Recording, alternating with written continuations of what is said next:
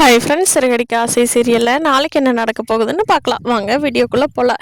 நம்ம சேனலை இன்னும் சப்ஸ்கிரைப் பண்ணாதவங்க சப்ஸ்கிரைப் பண்ணிக்கோங்க.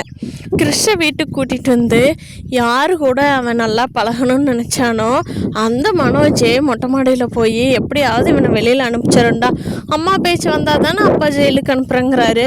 நம்ம 3 பேரும் பிளான் பண்ணி அவனை எப்படியாவது ஏதாவது ஆசிரமத்தில் கொண்டு போய் சேர்த்துடலாம் அப்படின்னு பேசினா, ஆனால் அதுக்கு முத்து எப்போவுமே ஒத்துக்க மாட்டார். முத்து ரொம்ப இறக்க குணம் உள்ளவர், அதனால கண்டிப்பாக ஒத்துக்க மாட்டார்.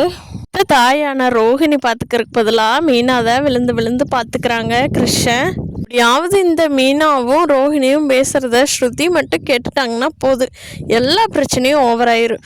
அப்புறம் விஜயா ஜெயிலுக்கு போக வேண்டியதில்லை, நம்ம ரோஹிணி தான் ஜெயிலுக்கு போகணும். பிடிச்சி வெளுத்து வாங்கி விட்டுருவார் அவர் பேசியே.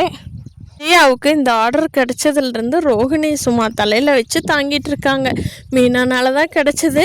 ஆனால் பாவம் மீனா எங்கே நல்லவங்களுக்கு காலம் இல்லைங்கிறது சரியாக தான் இருக்குது. மீனாவை பார்க்கும்போது கண்டிப்பாக உங்கள் வீட்டுக்கோ இல்லை ஸ்ருதி வீட்டுக்கோ அனுப்பிச்சிடலான்ங்கிறது மீனாவும் ஏற்றுக்க மாட்டாங்க.